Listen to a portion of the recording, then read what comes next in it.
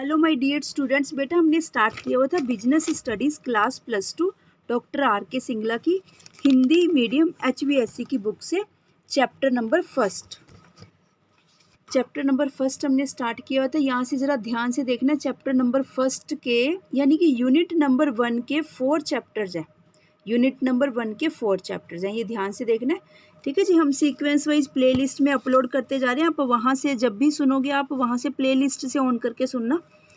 ठीक है जी, बस माइक आप अपने हेडफोन लगाकर भी आराम से, मतलब कि आपकी आइज़ पे ज़्यादा इफ़ेक्ट ना पड़े, साइड में फ़ोन रखकर भी सुन सकते हो, क्योंकि मैं पूरा एक्सप्लेन कर रही हूँ आपके साथ। ऑब्जेक्टिव्स की मैंने अभी अभी अपलोड की है। देखो बेटा, जो करैक्टरिस्टिक्स हैं उसकी तो बनी मेरी 3 वीडियोस, क्योंकि 14 करैक्टरिस्टिक्स थे। उसके बाद थे ऑब्जेक्टिव्स ऑफ मैनेजमेंट, उद्देश्य मैनेजमेंट के प्रबंध के, उसकी बनी है अकेली एक सिंगल वीडियो। अब चलते हैं जी इम्पोर्टेंस ऑफ मैनेजमेंट, इसकी शायद से 2 बन जाएंगी, क्योंकि देखिए टोटल कितने पॉइंट्स दिए हुए इम्पोर्टेंस के, टोटल 10 पॉइंट्स है ना, 5 + 5 हम 2 बना देते हैं, पार्ट ए पार्ट बी। ठीक है, थोड़ा सा ये स्टार्टिंग के चैप्टर्स है, इन पे ज़रा स्ट्रेस ज़्यादा देना होता है, यहाँ से सारी अच्छी सी कंसेप्ट डेवलप हो जाते हैं। फिर प्लानिंग से लेकर नेक्स्ट ईजी है, फिर थोड़ी सी टफ रहती है सेकंड पार्ट, सेकंड बुक। ठीक है जी, कौन सी टफ नहीं रहती, बेसिकली थोड़ी टेक्निकल डायनामिक टर्म्स आ जाती है बेसिकली उसमें ना बेटा। यहाँ से देखिए, टफ नहीं कहेंगे, ये फर्स्ट बुक जो है आपकी यहाँ तक कंप्लीट हो जाती है। ठीक है जी, जो आपकी मेरे पास CBSE की जो बुक है उसमें वहाँ पर पार्ट बी, यहाँ से तुमने भी जरा ध्यान से देखना बेटे, जो तुम्हारे यूनिट्स में मार्क्स बाइफरकेट किए गए हैं, ये जो सिलेबस बाइफरकेट किया गया, पीरियड्स लिखे गए हैं, वो इसी के अकॉर्डिंगली लिखे गए हैं। जैसे 9th यूनिट ये रहा पूरा कंप्लीट, 9th यूनिट यानी कि 9th यूनिट से लेकर 13th यूनिट तक सेकंड पार्ट आ जाता है बुक का। जैसे इको की तुम्हारी एक सिंगल बुक है, पर 2 पार्ट्स है ना, उसमें भी इकोनॉमिक्स में भी है सिंगल बुक HBSE वालों की, ऐसे ही बिजनेस की है सिंगल बुक, एक ही बुक पर 2 पार्ट्स डिवाइडेड किए गए हैं। ठीक है, पहले 8 यूनिट फर्स्ट बुक के, सेकंड 9 से लेकर 13 तक यूनिट दूसरी बुक के। और आपकी जो अकाउंट्स है उसकी 2 बुक्स हैं, CBSE में 3 बुक्स हैं उसकी। ठीक है, आपकी HBSE वालों की 2 बुक्स हैं। बेसिकली सिलेबस उतना ही है, 1-2 चैप्टर ज़्यादा है CBSE वालों को। चलिए बेटा देखिए, importance of management, very very interesting. जो हमने करैक्टरिस्टिक्स और फीचर्स करी हैं, ठीक है जी, वो भी कुछ रेलेवेंट हो सकती है पर कोई कोई।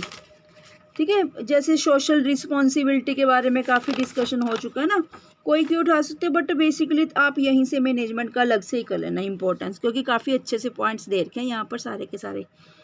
चलिए जी, प्राचीन काल में व्यवसाय छोटे पैमाने पर किया जाता था तथा प्रबंध का कोई विशेष, ठीक है क्लियर है ना बेटे, यस, प्राचीन काल में व्यवसाय छोटे पैमाने पर किया जाता था तथा प्रबंध का कोई विशेष महत्व नहीं था, क्योंकि अकेला एक ही इंसान सारा कुछ करता था, वही सोल प्रोपराइटर, वही होल प्रोपराइटर, वही ओनर, वही कैपिटल इन्वेस्टर, सब कुछ होता था ना।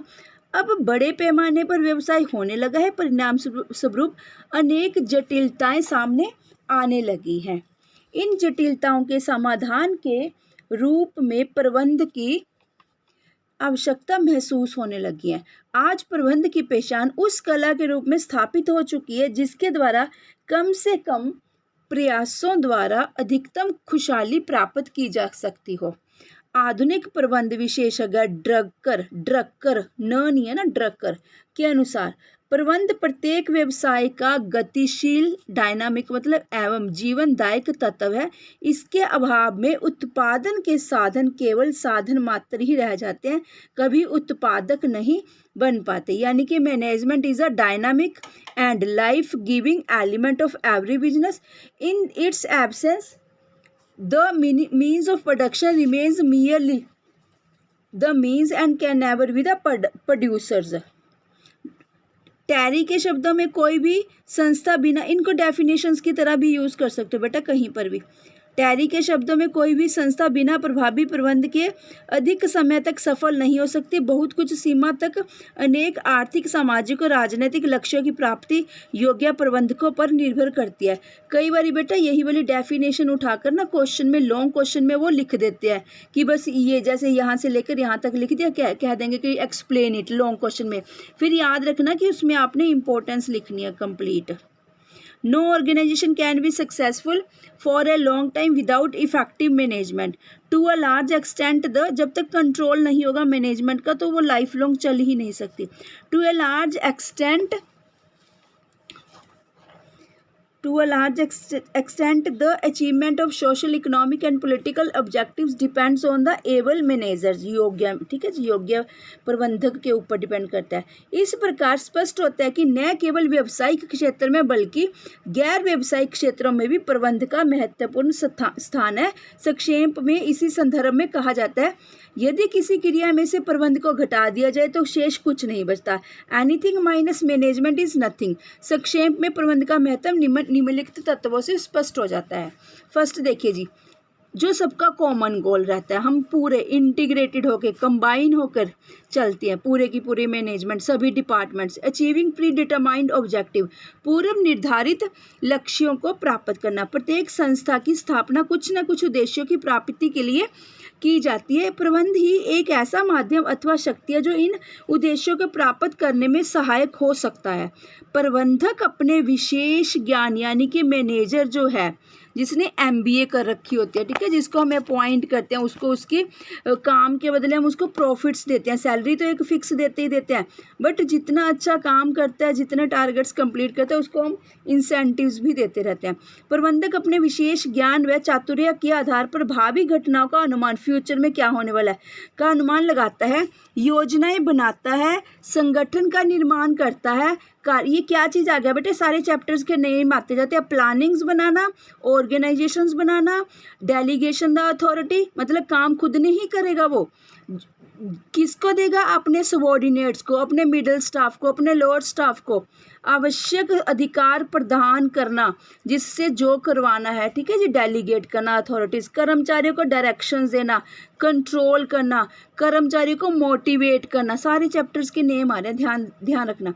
तथा प्राप्त परिणामों का मूल्यांकन, तथा ये वेरी वेरी इंपॉर्टेंट लाइन है बेटा, जो कंट्रोलिंग वाला लास्ट चैप्टर है फर्स्ट बुक का, ठीक है। शायद तुम अकाउंट्स में कभी ना कभी बजटिंग कंट्रोल किया हो, उसमें वही देखा जाता है कि जो हमारा शुरू में ऑब्जेक्टिव था, एंड में आने वाले हो गए, हम 5th ईयर आने वाला होगा, सपोज ऑफ दैट कि 5वें साल तक आने वाले हो गए, जो हमने सोचा था वो कितना का फर्क आ रहा है, क्यों आ रहा है, उसको कंट्रोल किया जाए, ठीक है जी। जैसे PERT टेक्निक है, CPM टेक्निक्स है, various techniques are given in the last chapter of part 1 controlling वाले में, ठीक है। 2-3 पूरे राजी फर्स्ट पॉइंट में ना ये लगा लीजिए, पूरी फर्स्ट बुक के प्लानिंग से लेके एंड तक के सारे चैप्टर्स का नेम गिन दिया यहाँ पर, ठीक है। वो छोड़कर बस रिक्रूटिंग, स्टाफिंग, वो छोड़कर 3-4 बाकी सारे चैप्टर्स आ गए। सेकंड देखिए, रट्टे लगा लेने अपने चैप्टर्स के नेम, तो बस सीक्वेंस वाइज ये याद रखना। Ensuring maximum utilisation of resources of production, उत्पादन के साधनों का अधिकतम उपयोग सुनिश्चित करना। क्या कहना चाह रहा है, मशीनरी है, हम मशीनरी को भी फ्री नहीं छोड़ेंगे, लेबर है, इंसान है, जो एम्प्लॉयज़ हमारे पास काम करते हैं उनको भी फ्री नहीं छोड़ेंगे। अगर लगता है ना कि सुबह से शाम तक काम कर रहे हैं तो बढ़िया बात है हमारे लिए। अगर मैनेजर को कहीं दिख गया ना कि बेला बैठा, फ्री बैठा है, कहीं ना उसको ऑक्यूपाई कर देंगे, ठीक है, क्योंकि बेटा हमने उसको सैलरीज देनी होती है, वो फ्री की नहीं देनी होती, ठीक है। अगर वो हमारी दफ्तर में, ऑफिस में, इंस्टीट्यूट में काम कर रहा है, जितना हम उससे काम करवाते हैं कम से कम उसका डबल या ट्रिपल हमें उसका बेनिफिट होना चाहिए, तो ही हमें उसको अपॉइंट करने का फ़ायदा, नहीं तो हम छुट्टी कर देते हैं उसकी कि भाई जब फ़ायदा ही नहीं है, आएगा बैठेगा, लाइट भी चलेगी, पानी चाय भी पिएगा ना, क्या ज़रूरत फिर। वो सब कुछ देखा जाता है। यहाँ पर उसी बात के लिए ये इशारा करें, प्रबंध एक ऐसी शक्ति है जो उत्पादन के विभिन्न साधनों में प्रभावपूर्ण समन्वय, कोऑर्डिनेशन स्थापित करके उनका अनुकूलतम उपयोग करती है। हर वर्ट एंड बेसन के अनुसार प्रत्येक बड़े उपक्रम में पूरी गाड़ी भरकर सोना दिया होता है। इसे साधनों का सदुपयोग करके एवं अपव्ययों को रोककर, खर्चों को रोककर प्राप्त किया जा सकता है। इन एवरी बिग एंटरप्राइजेज, मतलब बिजनेस, छोटे बिजनेस को जो बड़ा हो जाता है उसको एंटरप्राइज कहते हैं। अ train load of gold is provided, it can be achieved by making a better use of resources and putting an end to useless or meaningless expenses। अर्थात संस्था में उपलब्ध सभी साधनों को सोने के बराबर माना गया। देखो कितनी अच्छी लाइन लिखी गई है बेटे, है ना। लेकिन उसे प्राप्त करने के लिए अथवा उपलब्ध साधनों से लाभ कमाने के लिए मशीन है इन्वेस्टमेंट की हुई है, heavy machine, suppose of that disposal create करने वाली मशीन ही लगा रखी है कि भाई अगर हमने वो मशीन लगा रखी है या रेंट पे ले रखी है ना, तो उसको उससे इतनी ज़्यादा प्रोडक्शन करना कि जितने की मशीन आई है कम से कम उसका डबल या ट्रिपल हमें अटेन हो सके, मार्जिन मिल सके, उनका ठीक ढंग से उपयोग किया जाना जरूरी आता है। स्पष्ट है कि सीमित साधनों का कुशलतम उपयोग, मिनिमम रिसोर्सेज का ऑप्टिमम यूटिलाइजेशन करना ही व्यवसायिक सफलता की कुंजी है और इस तथ्य को प्रबंध द्वारा वास्तविकता में बदला जा सकता है। ठीक है, अभी तो सोच रहे हैं बट रियलिटी में बदल सकते हैं हम। नेक्स्ट देखिए जी, ओवरकमिंग कंपटीशन। आज व्यवसाय का प्रतिस्पर्धा कंपटीशन पर विजय प्राप्त करना। ठीक है जी, कंपटीशन के साथ हमने भी लड़ना होता है। ये नहीं कि अगर मार्केट में कंपटीशन हो रहा है एक साइड बैठ जाएंगे, नहीं, फिर प्रॉफिट ही नहीं अर्न कर पाएंगे हम। आज व्यवसाय का आकार स्थानीय न रहकर राष्ट्रीय एवं अंतर्राष्ट्रीय रूप धारण कर चुका है। यानी कि हम अपना जो प्रोडक्शन करते हैं ना, ये नहीं कि बस लोकल लेवल पर या डिस्ट्रिक्ट लेवल पर, ब्लॉक लेवल पर सेल करते हैं, नहीं, नेशंस को भी, जैसे डिफरेंट नेशंस को, स्टेट्स को या इंटरनेशनल पर भी सारा अपना बिजनेस फिलावट करके रखते हैं। जितना ज़्यादा फिलावट करके रखेंगे, जितना एक्सपोर्ट करेंगे हम अपनी खुद की प्रोडक्शन कंपनी का कुछ भी माल, उतना ज़्यादा अच्छा मार्जिन हमें मिलेगा। जैसे जैसे व्यवसाय का आकार एवं क्षेत्र बढ़ता जा रहा है, वैसे वैसे प्रतिस्पर्धा में भी, कंपटीशन भी हार्ड होता जा रहा है। तुम स्टडी में ही देख लो बेटा कितना कंपटीशन हार्ड हो गया ना। 2-2, 3-3 नंबर के लिए कितने तुम्हारी रैंकिंग क्या कहाँ से कहाँ चली जाती है। आज के निर्माता को न केवल स्थानीय एवं राष्ट्रीय स्तर पर प्रतियोगिता का सामना करना पड़ता है, बल्कि मतलब नेशनल लेवल तो छोड़ोगे तो स्टेट और नेशनल, उसको अंतर्राष्ट्रीय पर भी इतना कंपटीशन हार्ड हो चुका है, उसे तीव्र प्रतियोगिता का सामना करना पड़ रहा है। ऐसी स्थिति में केवल वही संस्था बाजार में टिक सकती है जो अपने ग्राहकों को कम से कम मूल्य पर अच्छी से अच्छी क्वालिटी का माल उपलब्ध करा सके। एक कुशल प्रबंधक, एफिशिएंट स्किल्ड मैनेजर ही अपनी कुशलता एवं चातुर्य से, एक्टिवनेस से, स्मार्टनेस से, स्किल से इस कथनी को वास्तविकता में परिवर्तित करके किसी संस्था की साख को बचा सकता है, मतलब एग्जिस्ट कर सकता है। बहुत बहुत अच्छा, बढ़िया दिया हुआ है बेटा, बहुत, आप बड़े प्यार से पढ़ना बस। बदलते वातावरण के साथ समन्वय सुनिश्चित करना, टेक्नोलॉजिकल चेंजेस आगे, जैसे है ना, ERP सॉफ्टवेयर इंस्टॉल करवाने लगे अपने इंस्टीट्यूट्स में। ERP, ठीक है, ERP क्या होता है, enterprise resource planning. Enterprise business resource में मैन, मनी, मटेरियल, मशीनरी, उनकी प्लानिंग करना, ऑप्टिमम यूटिलाइजेशन करना, अपने 2 डेज सिनेरियो के अकॉर्डिंग चलना।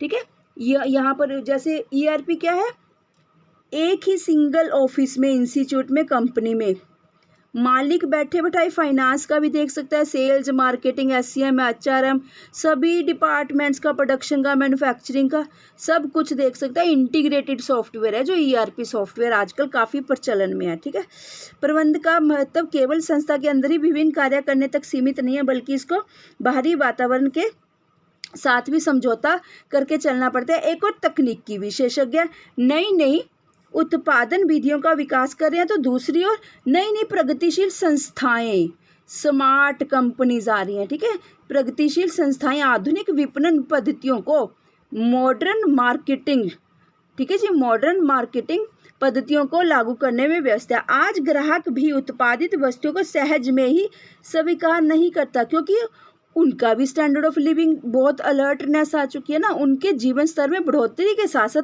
उनमें जागृति भी आ गई है, अलर्ट, चुस्त, चालाक हो चुका है ग्राहक भी, तथा उनकी रुचि में भी परिवर्तन होते जा रहे हैं। देखो सारा कनेक्शन देखो कहाँ से कहाँ जोड़ता जा रहा है। ठीक है, हर एक तरफ कस्टमर भी चालाक हो गया, मार्केटिंग वाले भी चालाक हो गए, बिजनेस वाले भी चालाक हो गए, प्रोडक्शन फैक्ट्री भी चालाक होगी। ठीक है, सारा कुछ क्योंकि टेक्नोलॉजी ने चालाक बना दिया, उसको चुस्त बना दिया, एक्टिव बना दिया।